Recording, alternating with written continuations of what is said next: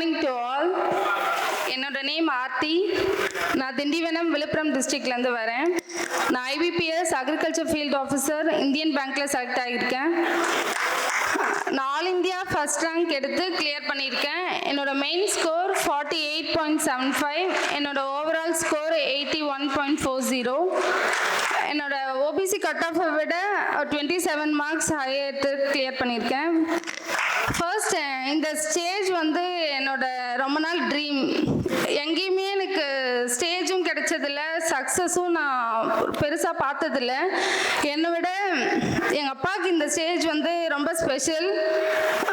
அவருக்காக இந்த ஸ்டேஜில் இன்னைக்கு ஏறி இருக்கேன்றது வந்து ரொம்ப சந்தோஷம். ஃபர்ஸ்ட் இந்த ஸ்டேஜை நான் தேங்க் பண்ணிக்கிறதுக்காக யூஸ் பண்ணிக்கிறேன். ஃபர்ஸ்ட் காட்க்கு தேங்க் பண்ணிக்கிறேன் எனக்கு இந்த ஸ்டேஜை கொடுத்ததுக்கு. நெக்ஸ்ட் எனக்கு தேங்க் பண்ணிக்கிறேன். இன்னைக்கு வந்து இந்த ஸ்டேஜ் ரொம்ப சக்ஸஸ், ரொம்ப நல்லா இருக்கு. April 1 கலர்ஃபுல்லாக இருந்துச்சு. ஆனால் இதுக்கு முன்னாடி இந்த April 1 எனக்கு மட்டும்தான் தெரியும். ஒரு நாள் ஃபுல்லாக நான் ரூமை விட்டு கூட வெளியே வரல. எங்கே போனாலும் எனக்கு அடி. ஏன் இப்படி நடக்குது? என்னோட ஜேர்னி வந்து ரொம்ப ஸ்மூத்தானதே கிடையாது. எல்லா இடத்துலையுமே நான் அடிபட்டிருக்கேன். ஏன் நமக்கு மட்டும் இப்படின்னு சொல்லிட்டு நான் ரொம்ப கஷ்டப்பட்டிருக்கேன். இந்த A4வே விட்டு போகணும்னு சொல்லிட்டு செகண்ட் அட்டம்ப்டோட விட்டுறணும், இதுக்கப்புறம் படிக்கவே கூடாதுன்னெலாம் முடிவு பண்ணிட்டேன். எங்கள் வீட்டோட நாங்கள் இருக்கோம், நீ இந்த ஒரு அட்டம் ட்ரை பண்ணுன்னு சொன்னாங்க. அதுக்காக நான் ட்ரை பண்ணேன். அது கிடைச்ச சக்ஸஸ் தான். நான் இந்த ஃபீல்டில் இருந்ததுக்காக ஃபஸ்ட்டு எனக்கு தேங்க் பண்ணிக்கிறேன். அடுத்து அஃப்கோர்ஸ் அப்பா, அம்மா, தம்பி, எங்கள் அண்ணன் வந்து என் கூட பிறக்கலை, ஆனால் எங்கள் கூட பிறந்த அண்ணன் மாதிரி தான். அவங்க பேர் முரளிகிருஷ்ணன், PG டீச்சராக இருக்காங்க கவர்மெண்ட் ஸ்கூலில். எங்கள் வீட்டில் எனக்கு ஃபினான்ஷியல் சப்போர்ட் எல்லாமே பார்த்துப்பாங்க. ஆனால் எமோஷ்னல் சப்போர்ட், ஒரு மென்டலாக நான் டவுன் ஆகும்போது எப்போ நான் கால் பண்ணாலும் எங்கள் அண்ணன் எடுப்பாங்க. எனக்கு எவ்வளோ நான் லோ ஆனாலும் அவங்க மோட்டிவேஷன் எப்பயுமே இருக்கும். Thanks Anna for that. அடுத்து அப்பா பற்றி சொல்லணும். 13 வயசுலேருந்து அப்பா கஷ்டப்படுறாங்க. அப்பையிலேருந்தே டிரைவர், ஏதோ டெய்லி வேஜஸ் தான், மந்த்லி சேலரி கிடையாது. கஷ்டப்பட்டு படிக்க வச்சாங்க. அவருக்காக நான் இந்த ஏதோ கண்டிப்பாக நான் வேலைக்கு போகணும், எனக்கு இந்த எந்த ஃபீல்டையும் நான் விட்டு போகக்கூடாதுன்றதுக்காக தான் நான் படித்தேன். நமக்கே தெரியும், விழுப்புரம்லேருந்து வரேன். தூத்துக்குடிலேருந்து நான் விழுப்புரம் போகணுன்னா நைட்டு எனக்கு 8-10 hours ஜேர்னி இருக்கும். அன்றைக்கி நைட்டு ஃபுல்லாக ட்ராவல் பண்ணிவிட்டு நெக்ஸ்ட் டே ஃபுல்லாக ரெஸ்ட் எடுத்தால் தான் எனக்கு மறுபடியும் பேக் டு நார்மல் வர முடியும். ஒரு நார்மல் ஹியூமன் பீயிங்க்கு ஸ்லீப் வந்து எவ்வளோ எசென்ஷியல்ன்றது எல்லாருக்குமே தெரியும். ஆனால் எங்கள் அப்பா நைட்டு 2 மணிக்கு வருவாங்க, 4 மணிக்கு மறுபடியும் டியூட்டி இருக்கும். அதை நான் பார்த்துருக்கேன். எங்கள் அப்பாவுக்காக நான் எதனா பண்ணணுன்றதுக்காக மட்டும்தான் இந்த சக்ஸஸ், இந்த ஸ்டேஜ். அவங்க எவ்வளோ பேர் எனக்காக சந்தோஷப்படுறாங்க, எல்லாமே எங்கள் அப்பாவுக்காக தான். அம்மானாலே தெரியும், செல்ஃப்லெஸ். அம்மா எல்லாருக்குமே ஸ்பெஷல் தான், ஆனால் எங்கள் அம்மா எனக்கு கொஞ்சம் ரொம்ப ஸ்பெஷல். நான் என்ன டெசிஷன் எடுத்தாலும் எங்கள் அம்மா ஓகே சொல்லுவாங்க. ஃபினான்ஷியலாக சரி, அம்மா ஃபோன் பண்ணி 100 rupees ஜிபே பண்ணுமா, வந்துடும் என் அக்கௌண்ட்டுக்கு. ரீசன் கூட கேட்க மாட்டாங்க, ஆனால் நான் ரீசன் சொல்லிடுவேன். அடுத்து அமௌண்ட் கிரெடிட் ஆகிடுச்சுமா, ஃபோன் பண்ணி ரீசன் சொல்லிடுவேன். எனக்கு ஃபினான்ஷியலாக கடவுளோட இதில் எனக்கு பிரச்சனை இல்லை, எங்கள் அப்பா அம்மா இதை பார்த்துக்கிட்டாங்க. ஆனால் நான் எமோஷ்னலாக ரொம்ப டவுன் ஆயிடுவேன். அதுக்கு எங்கள் அம்மா தான் எல்லாமே. நான் காலேஜ் வந்து 2019 முடித்தேன் அக்ரி. நான் MEM காலேஜ் துறையூரில் முடித்தேன். நான் முடிச்சுட்டு TNPSC Group 1 தான் எனக்கு வேணும். பேங்கிங் எக்ஸாம் நான் ஏன் ட்ரை பண்ணலைன்னா, ப்ரிலிம்ஸ் வந்து பேங்கிங்கில் கஷ்டம், நீ போனால் மேக்ஸ் உனக்கு வராது, கிளியர் பண்ண மாட்டேன்னு நிறைய பேர் சொல்லிட்டாங்க. ஆனால் நான் ட்ரை பண்ணல, அதுதான் நான் பண்ண பெரிய தப்பு. நான் TNPSC படிக்க போயிட்டேன். 3 years நான் TNPSC படித்தேன். எனக்கு Group 2 ப்ரிலிம்ஸில் எல்லாத்துலேயுமே எனக்கு ஒரு மார்க்கில் போயிடுச்சு. சரி, ரொம்ப லோவாக இருந்த ஒரு நாள், நாளைக்கு காலையில் Group 1 எக்ஸாம். இன்னைக்கு எங்கள் அண்ணன்கிட்ட பேசுகிறேன், சரி நீ ஏன் பேங்கிங் ட்ரை பண்ண மாட்டேற, ஒரு டைம் ட்ரை பண்ணேன், நீ தூத்துக்குடி கிளம்பிப்போ அப்படின்னு சொன்னாங்க.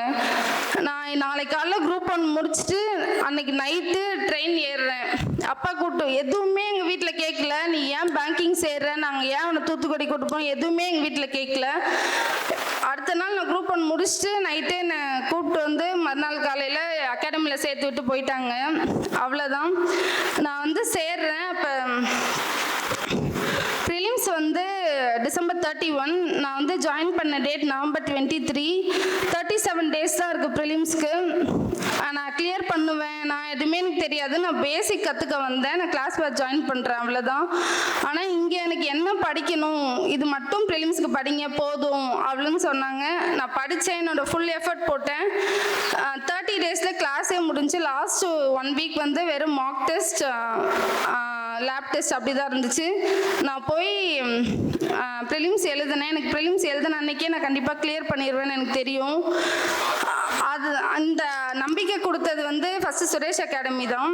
நான் ஃபஸ்ட்டு ப்ரிலிம்ஸ் கிளியர் ஆனதுக்கப்புறம் ரொம்ப அழுதேன். என் மேலே எனக்கே அப்போ தான் நம்பிக்கை வந்துச்சு, சரி நான் ஏதோ பண்ணுவேன் அப்படின்னு. எங்கள் வீட்டில் என்னை அப்போ தான் நம்பினாங்க.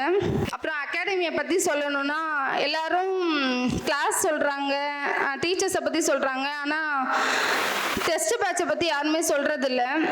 டெஸ்ட் பேட்ச்சு நான் டெய்லியுமே வருவேன். என்னைக்காச்சும் என்னால் வர முடியலனாலும் என்ன அங்கே நடந்துச்சு, கொஸ்டின் பேப்பர் என்னன்னு சொல்லிட்டு நான் வாங்கி பார்ப்பேன். நான் ஏன் டெஸ்ட் பேட்ச் வரேன், சில நேரத்தில் உடம்பு சரியாமல் இருக்கும், ஆனால் போக வேணான்னு நினைப்பேன். ஆனால் எனக்கு முன்னாடியே அங்கே இன்சார்ஜ் வந்திருப்பாங்க, அவங்க மட்டும் எப்படி டெய்லி வராங்க, நம்மளால ஏன் டெய்லி வர முடியல அப்படின்னு நினச்சி நான் டெய்லியுமே அந்த டெஸ்ட் பேட்சுக்கு போக ட்ரை பண்ணுவேன். அதில் இந்த டைம் வந்து மெயின்ஸ் டெஸ்ட் பேட்ச் ரொம்ப நல்லாவே இருந்துச்சு. அதுக்கு ஸ்பெஷல் தேங்க்ஸ் வந்து பெருமாளுக்கும் கமலேஷ்க்கும் சொல்லணும். ஏன்னா நம்ம படித்ததை நெக்ஸ்ட் ஒருத்தவங்களுக்கு சொல்லணுன்றதே எல்லாருமே தயங்குவாங்க. ஆனால் அந்த பையன் நைட்டு நான் படித்தேன், அதை மறுபடியும் வந்து நான் சொல்கிறேன் அப்படின்னு சொல்லுவான். ஆனால் அது அவனுக்கு ரிவைஸ் பண்ணுறதா கூட இருக்கும். ஆனால் இதை சொல்லணும்னு நினைக்கிறதே அதுக்கு ஒரு பெரிய மனசு வேணும். அவன் கிளியர் பண்ணல, ஆனால் கண்டிப்பாக அடுத்த சக்ஸஸ் வந்து கொஞ்சம் பெருசாகவே இருக்கும் அவங்களுக்கு. Congrats for that. Next Suresh அகாடமியோட லேபை பற்றி பேசணும். என்கிட்ட மொபைல் ஃபோன் மட்டும்தான், லேப் என்னால் கொண்டு வர முடியல. நான் லேப் டெஸ்ட் மட்டும்தான் என்னோடய ப்ரிலிம்ஸ்க்கு நான் போட்டிருக்கேன். அது ரொம்ப எனக்கு யூஸ்ஃபுல்லாக இருந்திருக்கு. எல்லாருக்கும் தேங்க் பண்ணிக்கிறேன். நெக்ஸ்ட்டு என்னோட எக்ஸ்பீரியன்ஸ் ஒரு ஜேர்னின்னு கூட வச்சுக்கலாம். இந்த ஜேர்னியில் நான் நிறைய தப்பு பண்ணியிருக்கேன். நான் டிஎன்பிஎஸ்சி போயிட்டு அதுக்கப்புறம் நான் ஏஎஃப்ஓ வந்தது. சரி ஏஎஃப்ஓ வந்துட்டோம், சரி ஃபஸ்ட் அட்டெம்ப்ட்லேயாச்சும் கிளியர் பண்ணிடுவோம். ஃபஸ்ட் இன்டர்வியூ வரைக்கும் போனேன், ஆனால் எனக்கு கிளியர் ஆகலை. 1.5 மார்க்கில் போயிடுச்சு. சரி செகண்ட் அட்டெம்ப்ட், ஃபஸ்ட் அட்டெம்ப்டில் தான் மெயின்ஸ் ஒழுங்காக படிக்கலை. ஏன்னா நான் டிஎன்பிஎஸ்சி போனதால் அக்ரியோட பேசிக் கூட நான் மறந்துட்டேன். சரி செகண்ட் அட்டெம்ப்டில் நல்லா படிக்கணும் அப்படின்னு சொல்லிட்டு நிறையா படித்தேன். ஆனால் எனக்கு 1 மார்க்கில் போயிடுச்சு. சரி நம்ம எங்கே தான் தப்பு பண்ணுறோம் அப்படின்னு யோசிக்கும்போது அப்போ உட்காந்து தான் யோசிக்கிறேன். நிறைய எடுத்து என்னோட ப்ரீவியஸ் இயர் கொஸ்டின் பேப்பர் பார்க்குறேன். நான் எங்கே தப்பு பண்ணேன் அதுக்கே 10 days. கடைசியாக நான் எல்லாமே படிச்சிருக்கேன், ஆனால் நான் எல்லாமே ஒழுங்காக படிக்கலை, நான் ரிவைஸ் பண்ணல ஒழுங்காக. அதுதான் நான் பண்ண தப்பு. அதுக்காக நான் ஃப்யூச்சர் ஆஸ்பிரண்ட்ஸ்க்கு என்ன சொல்கிறேன்னா, நோட்ஸை வந்து ரொம்ப லிமிட்டடாக வச்சுக்கோங்க. லிமிட்டட் நோட்ஸ், ரிப்பீட் ரிவிஷன் தான் நான் என்னோட இந்த சக்ஸஸ்க்கு காரணம். எப்போ நீங்கள் நோட்ஸை வந்து ஷார்ட் பண்ணுறீங்களோ, ரிவிஷன் அதிகப்படுத்துகிறீங்களோ, அப்போ உங்களுக்கு கண்டிப்பாக சக்ஸஸ் வந்து ரொம்ப பெருசாக இருக்கும். அதான் நான் ஃப்யூச்சர் ஆஸ்பிரண்ட் சொல்கிறேன். நெக்ஸ்ட்டு ஃபினான்ஷியலாக அம்மா அப்பா பார்த்துப்பாங்க, படிப்போம். நம்ம மைண்ட் செட்டுன்றது ரொம்ப முக்கியம். இந்த ஃபீல்டில் நான் என்ன கற்றுக்கிட்டேன்னா, நம்ம வரும்போதே ஒரு நல்ல ஒரு கரேஜ் இருக்கும், நமக்கு தைரியம் இருந்தால் தான் ஃபஸ்ட்டு காம்படிட்டிவ் ஃபீல்டு நம்மளால் எடுக்க முடியும். இல்லைன்னா நம்ம ஏதோ ஒரு வேலைக்கு போயிருப்போம், இன்டர்வியூ அட்டன் பண்ணால் வேலை கொடுக்க நிறைய பேர் இருக்காங்க. நம்ம ஏன் இந்த காம்படிட்டிவ் ஃபீல்டு வரோம்னாலே நமக்கு ஒரு கரேஜோடு தான் வரும். ஆனால் அந்த கரேஜ் நம்ம உள்ளே வந்துட்டு அதுக்கப்புறம் ஒரு ஃபஸ்ட் அட்டம் செகண்ட் அட்டம் கொடுக்கும்போது அது இருக்கிறது இல்லை. அதை எப்பயுமே வச்சுக்கோங்க. அந்த கரேஜ் வந்து கடைசி வரைக்கும் இருந்துச்சுன்னா கண்டிப்பாக உங்களாலேயும் முடியும். இந்த ஸ்டேஜுக்கு நீங்களும் வந்து பேசுவீங்க. நெக்ஸ்ட்டு நான் கற்றுக்கிட்டது வந்து ரெகக்னிஷன், அங்கீகாரம் வந்து மற்றவங்க கிட்ட இருந்து எப்பயுமே எதிர்பார்க்கக்கூடாது அப்படின்னு நான் இந்த ஃபீல்டில் கற்றுக்கிட்டேன். செல்ஃப் ரெகக்னிஷன் எப்பயுமே முக்கியம். ஏன்னா நான் ஃபஸ்ட்டு டைம் வந்து ப்ரிலிம்ஸ் கிளியர் ஆகி மெயின்ஸ் போனேன், இன்டர்வியூ போனேன். அப்போ எனக்கு இருந்த மோட்டிவேஷனுக்கும் லாஸ்ட் அட்டெம்ப்டில் எனக்கு இருந்த மோட்டிவேஷனுக்கும் ரொம்ப டிஃபர் ஆச்சு.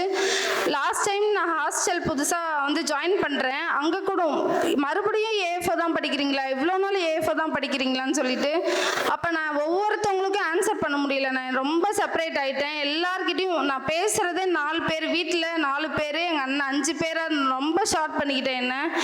ஏன்னா நான் ஈஸியாக டவுன் ஆகிட்டேன். ஒருத்தவங்க என்னை பற்றி நல்லா சொல்லும்போது ரொம்ப ஹாப்பி ஆகிடுறேன். சின்னதாக உன்னால் இவ்வளோ தான் பண்ண முடியுமா, உன்னால் ஒரு எக்ஸாம் கூட கிளியர் பண்ண முடியல, நீ டிஎன்பிஎஸ்சி படித்த இங்கே வந்த அப்புறம் என்ன தான் நீ அப்படின்னு சொல்லும்போது ரொம்ப லோ ஆகிட்டேன். சரி எனக்கு என்னை பற்றி தெரியும், சரி இதுக்கப்புறம் யார்கிட்டையும் நல்லதே எடுத்துக்கக்கூடாது, கெட்டது எடுத்துக்கலாம். அந்த கெட்டது நமக்கு ஏன் சொல்கிறாங்கன்னு அதை நம்ம அனலைஸ் பண்ணுங்கள். செல்ஃப் ரெகக்னிஷன் ரொம்ப முக்கியம். நமக்கு நம்மளை பற்றி தெரியும். அதை இந்த 3rd அட்டெம்ப்டில் ஒரு 4 months நான் யார்கிட்டையுமே பேசல. ரிலேட்டிவ்ஸ் வீட்டு எங்கேயுமே நான் எல்லாத்தையுமே நான் ஷார்ட் பண்ணிக்கிட்டேன். இப்போ எல்லாரும் எனக்கு ஃபோன் பண்ணி பேசுகிறாங்க. அது ரொம்ப ஹாப்பி. அப்பா அம்மாவுக்கு தான் ரொம்ப தேங்க்ஸ் சொல்லணும். அவங்க இல்லைன்னா இது வெற்றி கிடையவே கிடையாது. என் தம்பியை பற்றி சொல்லணும். அவன் இங்கே தான் டிஎன்பிஎஸ்சி படிக்கிறான். அவன் எனக்கு ஃப்ரெண்ட் சர்க்கிள் ரொம்ப கம்மி. அவன் தான் ஒரு good friend. Doctor Abdul Kalam sir சொல்கிற மாதிரி one good friend is equal to a லைப்ரரின்னு சொல்லுவாங்க. அவன் எனக்கு ஒரு மிகப்பெரிய லைப்ரரி. என்னோட எல்லாமே அவனுக்கு தெரியும். நான் எதில் வீக், எதில் ஸ்ட்ராங், இல்லை எனக்கு இந்த ஸ்ட்ராட்டஜி ஃபாலோ பண்ணேன், எனக்கு இது ஒர்க் அவுட் ஆகலை, நான் நோட்ஸ் எடுத்தேன்டா, இந்த நோட்ஸ் என்னால் ரிவைஸ் பண்ண முடியல, எல்லாமே எனக்கு அவன் தான் சொல்லுவான். அவன் இல்லைன்னா இந்த வெற்றி எனக்கு கிடையவே கிடையாது. நான் நிறைய கற்றுக்கிட்டேன். இந்த 3 attemptsல நான் கற்றுக்கிட்ட லெசன்ஸ் நிறைய. அதனால் நீங்கள் அட்டெம்ப்ட் எடுக்குதுன்னு ட்ரை பண்ணாதீங்க. உங்களோட எக்ஸ்பீரியன்ஸ் நிறைய இருக்கும். உங்களோட அடுத்த நெக்ஸ்ட் நீங்கள் போகிற லைஃப்பில் உங்களுக்கு யூஸ் ஆகும். நல்லா படிங்க, ஹார்ட் ஒர்க் போடுங்க. உங்களுக்கானது கரெக்டான டைமில் உங்களுக்கு சேரும். Yours will find you. அவ்வளோதான். எங்கள் அப்பா அம்மா கூப்பிட ஆசைப்பட்றேன். அனைவருக்கும் வணக்கம். இந்த தருணம் எனக்கு ரொம்ப மகிழ்ச்சியாக இருக்குது. இது முதல்ல சொல்லணும்னா சுரேஷ் அகாடமிக்கு தான் சொல்லுவேன். ஏன்னா நீங்கள் சுரேஷ் அகாடமி சொல்கிறாங்க அப்படின்னு கூட நீங்கள் சொல்லுவீங்க. ஆனால் எனக்கு அகாடமிக்கு தான். என் பிள்ளை நல்லா படிப்பாதான். ஃபஸ்ட்டு வருஷமே கிளியர் பண்ணிட்டா. இன்டர்வியூ வரைக்கும் போயிட்டா. பாயிண்ட் அளவில் தான் போயிட்டா. 2வது வருஷம் நாங்கள் இங்கே ஹாஸ்டல் இவளுக்கு செட் ஆகலை. அதனால் வீடு எடுத்து இங்கே தங்கியிருந்தோம். அது யாருக்கும் தெரியாது. சாருக்கெலாம் தெரியுமா என்னான்னு தெரியல. அது ஒரு 15 நாள் தான் நான் தங்கியிருந்தேன் அவ கூட. எங்கள் அக்கா தான் அவ கூட இருந்தாங்க. எங்கள் அக்காவுடைய ஃபேமிலிக்கு நன்றி சொல்கிறேன். இந்த நேரத்தில் எங்கள் அக்கா வீட்டுக்காருக்கும் நன்றி சொல்கிறேன். ஏன்னா எங்கள் குடும்பத்தை விட்டு நாங்களே வர முடியல. அவங்க மனைவி அனுப்பி வச்சுருந்தாங்க. எங்கள் அக்கா பையன் தான் இதுக்கு காரணம். அவனுக்கு இந்த நேரத்தில் நன்றி சொல்ல கடமைப்பட்டிருக்கிறேன். அப்புறம் பார்த்தீங்கன்னா எல்லாருமே தெரியும், சக்ஸஸ் பண்ணிட்டாங்க, எதுவும்னா பேசலாம் அப்படின்லாம் நினைப்பீங்க. திரும்ப பேசுறது தான் பேசுவாங்க அப்படின்னு நினைப்பீங்க. ஆனால் எங்களுடைய கடந்து வந்த பாதைன்னு பார்த்தீங்கன்னா வேறு மாதிரி இருக்கும். எங்கள் வீட்டுக்கார் டிரைவர் தான். நான் 12th படிச்சிருந்தேன். நான் ஒரு கிராமத்தில் இருந்தேன், விக்கிரவாண்டி பக்கத்தில் ஆவடியார்பட்டு. நான் திண்டிவனத்தில் கல்யாணம் பண்ணிக்கினேன். நான் இப்போ எம்காம் படிச்சிருக்கிறேன். ஆனால் எங்கள் வீட்டுக்காரர் கரஸில் தான் படிக்க வச்சாங்க. எங்கள் வீட்டுக்காரருக்கு படிக்க வைக்கணும்னு ரொம்ப ஆர்வம். இன்னொன்று பார்த்தீங்கன்னா அவர் டிரைவராக இருக்கிறதால திண்டிவனத்தில் சென்ட் ஜோசப்பில் என் பிள்ளைய படிக்க வச்சேன். ஆனால் அட்மிஷனே கிடைக்கல. என் பிள்ளை போகும்போது இவர் அன்னைக்கு டியூட்டிக்கு போயிட்டாரு. ஆனால் வெளிநாட்டுக்கு சில பேர் போவாங்க. அப்பா போயிடுவார். அம்மா அந்த ஸ்டூடெண்ட்டை கூட்டின்னு வருவாங்க. அவங்களுக்கு அந்த கிளாஸ் கிடச்சிது, அட்மிஷன் கிடச்சிது. ஆனால் நான் தான் என் பிள்ளைய கூட்டின்னு போனேன். ஆனால் எனக்கு கிடைக்கல. என்னன்னா டிரைவரால் உங்களால் பணம் கட்ட முடியாது, அவங்க ஃபாரினில் இருக்கிறாங்கன்னா அவங்க பணம் கட்டிடுவாங்க அப்படின்னு சொல்லிட்டாங்க. நாட் செலக்டட்னு வந்துச்சு. என் பிள்ளை எல்கேஜி சேர்க்கறதுக்கே இந்த நிலை. ஃபஸ்ட்டு ஸ்டெப்பே நான் பயங்கர அழுவு. நான் தமிழ் மீடியம் படித்தேன், கிராமத்தில் இருந்தேன். என் பிள்ளைய எப்படியாவது இங்கிலீஷ் மீடியம் படிக்க வைக்கணும் அப்படின்ற அந்த கான்செப்ட்லேருந்து ஃபஸ்ட்டே நம்ம நழுவிட்டோமே அப்படின்னு சொல்லிட்டு திரும்ப எங்கள் வீட்டாண்டே ஒரு ஸ்கூலு, அங்கே எல்கேஜி படிக்க வச்சேன். மறு வருஷம் எங்கள் வீட்டுக்காருக்கு அப்ரண்டிஸ் ஆப்ரேஷன். அந்த அட்மிஷன் போடுறப்ப அதே ஸ்கூலில் சென்ட் ஜோசப் ஸ்கூலில் அவருக்கு ட்ரிப்ஸ் ஏற்றின்னு இருக்காங்க. அந்த இது எடுக்காமையே அன்னைக்கு போகலன்னா அட்மிஷன் கிடையாது. அன்னைக்கு போகலன்னா அட்மிஷன் கிடையாது. அந்த ட்ரிப்ஸு போட்டதை அப்படியே பிடுங்கி விட்டுட்டு அந்த இது அப்படியே லேப் போட்டுக்கின்னு போயிட்டு அட்மிஷன் வாங்கி இந்த நிலைக்கு அவர் 10th வரைக்கும் அந்த ஸ்கூலில் படித்தா 10th வந்து எப்பயுமே பார்த்தீங்கன்னா ரேங்க் கார்டு வாங்கி வரும்போது எங்கள் வீட்டுக்கார் ஃபஸ்ட்டு வரலையா அப்படின்வாங்க. இந்த தருணத்தில் இந்தியாவே பார்க்குற அளவுக்கு என் பிள்ளை ஃபஸ்ட்டு எடுத்துருக்குது. அதுக்காக நான் கடவுளுக்கு நன்றி சொல்ல கடமைப்பட்டிருக்கிறேன். 2வது இந்த சுரேஷ் அகாடமி, அதான் திரும்ப அகாடமி சொல்கிறதுக்கு காரணம் பிள்ளையினுடைய முயற்சி, நிர்வாகத்தினுடைய பயிற்சி. என் பிள்ளை அடைஞ்சிருக்கிறது வெற்றி. இப்போ அதனால் வந்து 10th வரைக்கும் படித்தாங்க, ஃபஸ்ட்டு இடங்க அவங்களுக்கு வந்து ஃபஸ்ட் ரேங்க் கிடைக்கல, 2வது ரேங்க் தான். திரும்பவும் நாங்கள் ஏகேடியில் கள்ளக்குறிச்சியில் 11th 12th படிக்க வச்சேன். அப்பையும் பார்த்தீங்கன்னா அவள் MBBS படிக்கணும்னு அவளுக்கு ஆசை. எப்படின்னா அந்த ஸ்கூலுடைய மோட்டிவேஷன், அவங்க MBBS தான் ஃபஸ்ட்டு. அப்படி இருக்கும்போது என் பிள்ளைக்கு அந்த கோட்டெல்லாம் போட்டு அதெல்லாம் போட்டு மார்க்கே போட்டு அப்படியே வீட்டுக்கு கொடுத்து அனுப்பிச்சிருவாங்க. அவள் அதுக்கு பார்த்து டெய்லியும் அதை பார்த்து படிக்கணும். ஏன்னா நல்லா படிப்பா. மார்க் வந்து 1169. நான் மார்க்கவே பார்க்கவே இல்லை. ஏன்னா அந்த இப்போ கூட இந்த ஃபர்ஸ்ட் அட்டம்ப்ட் செகண்ட் அட்டம்ப்ட்லாம் பண்ணும்போது ஃபஸ்ட்டே பாஸ் பண்ணிடுவா அப்படின்னு நினச்சிருந்தேன். இவ டாக்டருக்கு படிக்கணும்னு சொல்லிட்டு அவளுக்கு எய்மு. அந்த எப்படி அந்த எய்ம் வந்ததுன்னா அவங்க அப்பா வந்து நீ கலெக்டர் ஆகணுமா, என் பொண்ணு அடுத்து கலெக்டர் ஆவா கண்டிப்பாக, அதுக்கு வந்து கடவுளுக்கு வந்து சப்போர்ட் பண்ணுவார் கண்டிப்பாக. இன்னொன்று அங்கே நடந்த அந்த இதில் MBBS படிக்கணும்னு MBBS கிடைக்கல. நாங்கள் கவுன்சிலிங் போகும்போது BDS கிடச்சிது. BDS வாங்கிட்டோம். சீட்டு வாங்கி 25,000 ரூபாய் சீட்டு கட்டிட்டு வந்துட்டோம். திரும்ப வந்து எங்கள் அக்கா பையன் என்ன பண்ணால், நீ வந்து MBBS படித்தா படி, இல்லைனா அக்ரி படி, இது 2 தான் எதனா ஒன்று படிக்கணும் அப்படின்னு சொல்லிட்டான். அதனால் என் பொண்ணுக்கு வந்து ஐடி ஃபீல்டுலாம் பிடிக்கலன்னுட்டா. அப்போவே ஒன்று MBBS இல்லை அக்ரி 2 தான் படிப்பேன் அப்படின்னு.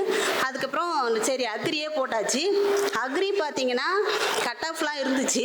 நாங்கள் கோயம்புத்தூர் கவுன்சிலிங் போயிருந்தோம். நான் தான் கூட போனப்போ அவளுக்கு மெயினில் கிடைக்கல, வெயிட்டிங் லிஸ்ட் வந்துடுச்சு. அதனால் என்ன பண்ணால் துறையூர் இமயம் காலேஜ் எடுத்துட்டா.